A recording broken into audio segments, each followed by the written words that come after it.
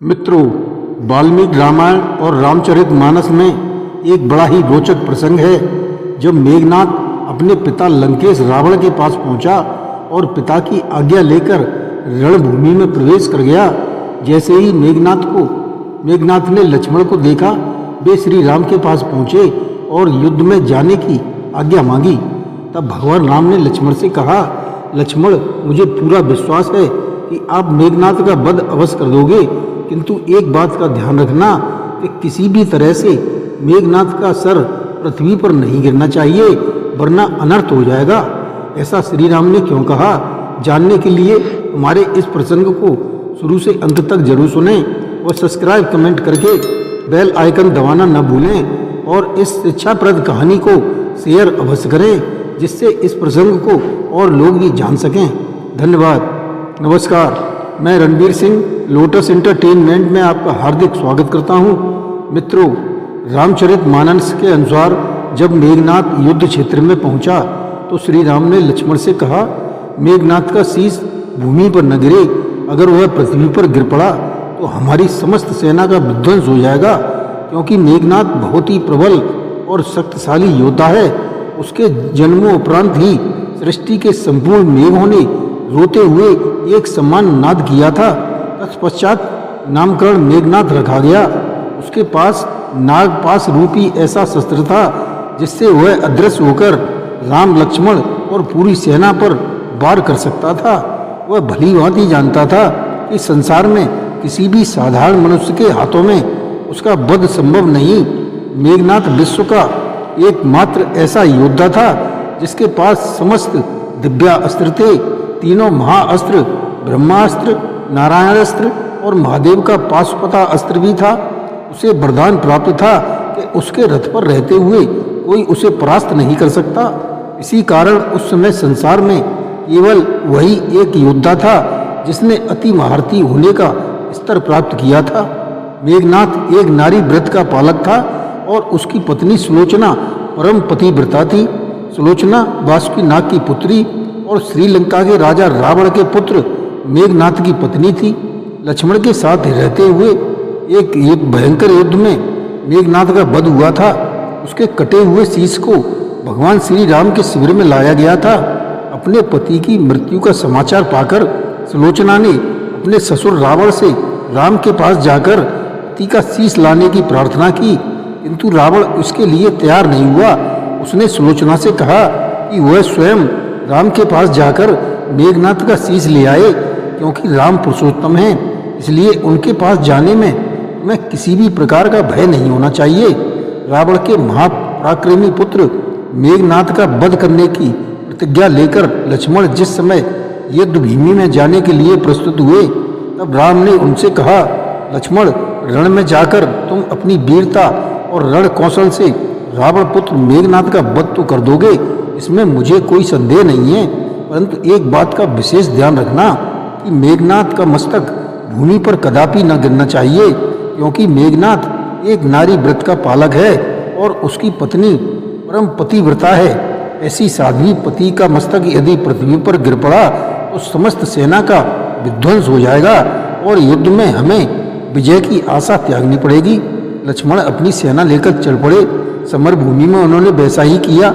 युद्ध में अपने बाणों से उन्होंने मेघनाथ का मस्तक काट दिया और उसे पृथ्वी पर नहीं गिरने दिया। हनुमान उन मस्तक को रघुनंदन के पास ले आए। मेघनाथ की दाहिनी भुजा आकाश में उड़ती हुई उसकी पत्नी सुलोचना के पास जाकर गिरी। यह देखकर सुलोचना चकित हो गई। दूसरे ही क्षण अत्यंत दुख से कातर होकर विलाप करने लगी, पर उसने भुजा को स्पर्श नहीं किया। उसने सोचा, संभव है यह भुजा किसी अन्य व्यक्ति की हो। ऐसी दशा में पर पुरुष के स्पर्श का मुझे दोष लगेगा। निर्णय करने के लिए उसने भुजा से कहा, यदि तुम मेरे स्वामी की भुजा हो तो मेरे पतिव्रत धर्म की शक्ति से युद्ध का सारा वृतांत लिख दो। भुजा को दासी ने लेखनी पकड़ा दी। तब उस भुजा ने लिखा, प्राण प्रिय, यह भुजा मेरी ही है। युद्ध भूमि में श्री राम के भाई लक्ष्मण से मेरा युद्ध हुआ। लक्ष्मण ने कई वर्षों से पत्नी, अन्न और निंद्रा छोड़ रखी है। वे तेजस्वी तथा समस्त देवी गुणों से संपन्न हैं। संग्राम में उनके साथ मेरी एक भी नहीं चली। अंत में उन्हीं के बाणों से मेरा प्राणांत हो गया। मेरा शीश राम के पास है। पति की भुजा द्वारा लिखित पंक्तियां पढ़ते ही सुलोचना व्याकुल हो गई। पुत्र वधू के विलाप को सुनकर रावण ने आकर कहा, शोक न कर पुत्री, प्रातः होते ही सहस्रों मस्तक मेरे बाणों से कट कट कर पृथ्वी पर गिर जाएंगे। मैं रक्त की नदियां बहा दूंगा। तब करुण चित्कार करती हुई सुलोचना बोली, पर इससे मुझे क्या लाभ मिलेगा? सहस्रों क्या करोड़ों शीश भी मेरे स्वामी के शीश का अभाव नहीं भर पाएंगे। सुलोचना ने निश्चय किया कि अब मुझे सती हो जाना चाहिए, किंतु पति का शव तो रामदल में पड़ा हुआ था, फिर वह सती कैसे होगी? तब उसने अपने ससुर रावण से अपने पति का शव लाने को कहा। तब रावण ने उत्तर दिया, पुत्री, तुम स्वयं ही रामदल में जाकर अपने पति का शव प्राप्त करो। जिस जगह पर बाल ब्रह्मचारी हनुमान, परम जितेंद्रिय लक्ष्मण तथा एक पत्नी व्रती राम विद्यमान हो, उस जगह जाने में डर कैसा? मुझे विश्वास है कि इन महापुरुषों के द्वारा निराश नहीं लौटाई जाओगी। सुलोचना के आने का समाचार सुनते ही श्री राम खड़े हो गए और स्वयं चलकर सुलोचना के पास आए और बोले, ये देवी, तुम्हारे पति विश्व के महापराक्रमी योद्धा थे, किंतु विधि के विधान को कौन बदल सकता है? आज तुम्हें इस तरह से देखकर मेरे मन में पीड़ा हो रही है। तब वह राम की स्तुति करने लगी। श्री राम ने उसे बीच में ही टोकते हुए कहा, देवी, मुझे लज्जित न करो। पतिव्रता की महिमा अपार होती है, उसकी शक्ति की तुलना नहीं की जा सकती। अब बताओ, मैं तुम्हारी इस प्रकार सहायता कर सकता हूँ। तब सुलोचना ने अश्रुपूरित नेत्रों से कहा, हे राघवेंद्र, मैं सती होने के लिए अपने पति का शीश लेने आई हूँ। श्री राम ने तुरंत ससम्मान मेघनाथ का शीश मंगवाया और सुलोचना को दे दिया। पति के कटे शीश को देखते ही सुलोचना का हृदय अत्यंत द्रवित हो गया। उसकी आंखें बड़े जोरों से बरसने लगीं। रोते रोते उसने पास खड़े लक्ष्मण की ओर देखा और कहा, लक्ष्मण, तुम कभी यह मत सोचना कि इनका वध तुमने किया है। मेरे स्वामी को हराने की शक्ति विश्व में किसी के पास नहीं थी। यह तो दुर्भाग्य से ही मेरे पति व्रता नारियों का भाग्य था। आपकी पत्नी पतिव्रता है और मैं भी पति के चरणों की दासी हूँ, पर दुर्भाग्य से मेरे पति एक पतिव्रता नारी का अपहरण करने वाले पिता का अन्न खाते थे। इसी कारण मेरे पति परलोक सिधारे। सभी योद्धा सुलोचना को राम शिविर में देखकर चकित थे।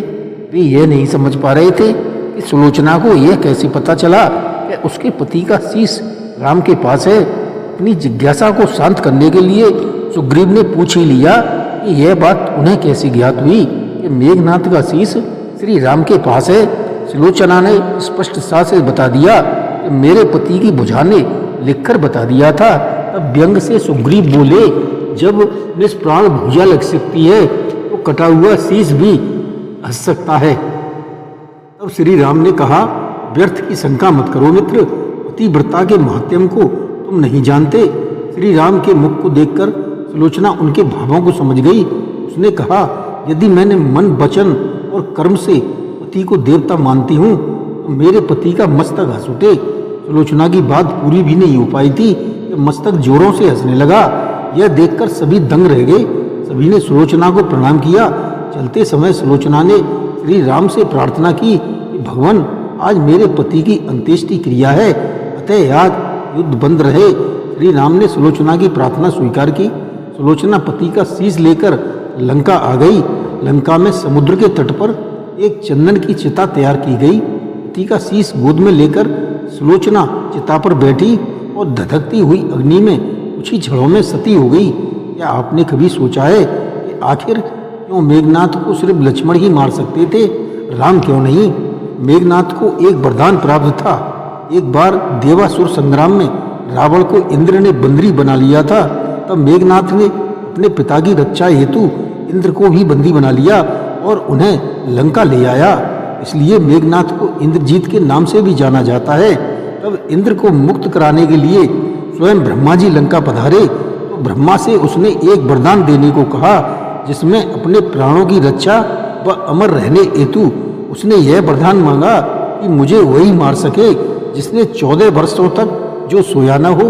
उसके इस वरदान की मांग को पूर्ण कर ब्रह्मा जी ने इंद्रदेव को मेघनाथ की कैद से मुक्त कराया। आगे श्री राम ने बताया, मैं वनवास काल में 14 वर्षों तक नियमित रूप से लक्ष्मण के हिस्से का फल फूल देता रहा। उन्होंने कहा, मैं सीता के साथ एक कुटी में रहता था। बगल की कुटी में लक्ष्मण रहते थे। यहाँ उन्होंने कभी कुछ नहीं खाया और लक्ष्मण ने कभी सीता का मुख भी नहीं देखा। 14 वर्षों तक नहीं सोए। दरअसल सभी लोग श्री राम का गुणगान करते थे, लेकिन श्री राम चाहते थे कि लक्ष्मण की तप और वीरता की भी चर्चा हो, अयोध्या के घर घर में हो। तब अगस्त मुनि ने श्री राम से कहा, क्यों न लक्ष्मण से पूछ लिया जाए कि उन्होंने वन में कुछ खाया या नहीं। उस समय लक्ष्मण जी को पूछा गया कि हम तीनों 14 वर्षों तक साथ रहे, फिर तुमने सीता का मुख कैसे नहीं देखा? तुम्हें फल दिए तो खाए क्यों नहीं? और 14 वर्षों तक सोए क्यों नहीं? यह कैसे हुआ? तब लक्ष्मण ने कहा, जब हम भाभी को खोजते हुए ऋषमुख पर्वत पर गए, तब सुग्रीव ने कुछ आभूषण दिखाए थे, जिनमें मैंने सिर्फ पैरों के आभूषणों को ही पहचाना था। शायद आपको स्मरण हो, क्योंकि मैंने पैरों के अलावा कभी ऊपर देखा ही नहीं। सोने के बारे में लक्ष्मण ने बताया, जब आप और माता कुटिया में सोते थे, उस समय मैं बाहर धनुष पर बाण चढ़ाए पहरा देता था। लक्ष्मण ने आगे बताया कि जब मैं फल फूल लेकर आता था, आप उसके 3 भाग करते थे। एक भाग देकर आप मुझसे कहते थे, लक्ष्मण फल रख लो। आपने कभी फल खाने को नहीं कहा, फिर मैं बिना आपकी आज्ञा के उन्हें खाता कैसे? वे वहीं रखे हुए हैं। मैंने गुरु विश्वामित्र से बिना कुछ खाए जीवित रहने की विद्या अलग से ली थी। इसी कारण मेरे हाथों मेघनाद मारा गया। यह सुनकर श्री राम ने लक्ष्मण को गले लगा लिया। जय श्री राम।